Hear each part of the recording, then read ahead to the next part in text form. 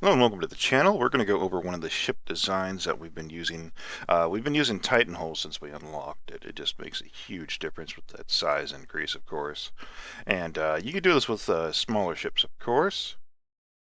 You'd have to reduce some of the subsystems because 288 is definitely over the capital ship design. What we have here is our Titan Mark I design. Obviously, everything here is fairly late game equipment, but you can also use the early game equivalent thereof.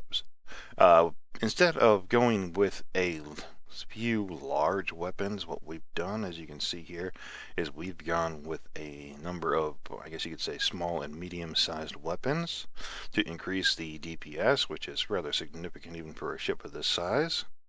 And the reason for that, rather than having, say, a large laser that cuts all the way through here, and then one over here, and just the two lasers, is, of course, the ability to get shots down range at different targets rather than a large shot going down range at one target.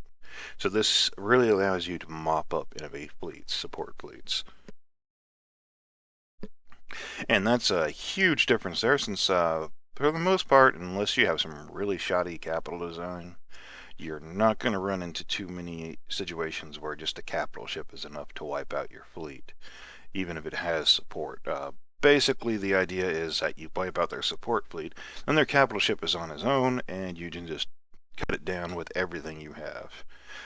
What we've done here is we've actually got 3 segments of command. This is a computer consensus command. And we've separated that. Of course, without the computer option, you'd want to move this probably a little bit more central, so it would be separated as well. The idea behind that is that if we get penetrated on the front here and this one gets destroyed, we still have command. If we get penetrated and 2 of those get destroyed, we still have command. So that's redundancy as far as keeping it as separate blocks, but it is definitely the same amount of actual benefit, same command points, control points rather, as if you had put them all together. The difference is, of course, that it's technically spread out into different sections, so that way when one takes damage, it doesn't spread to all the others.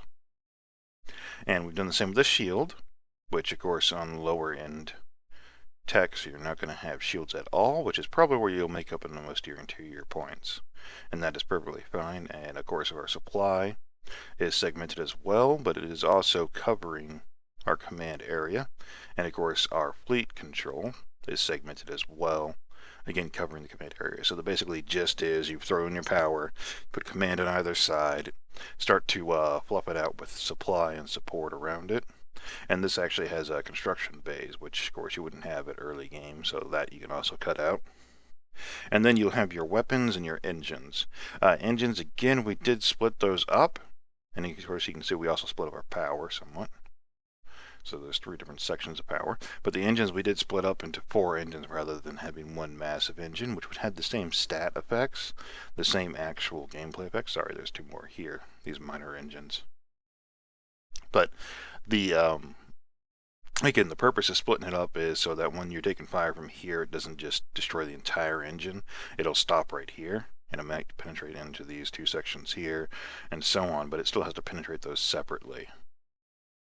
So that is the gist of our Titan model here. And of course, we'll cover the other designs we've been working with that have shown some rather positive effects. All right, hope that was helpful and inspirational in some ways, and as always, have a good day.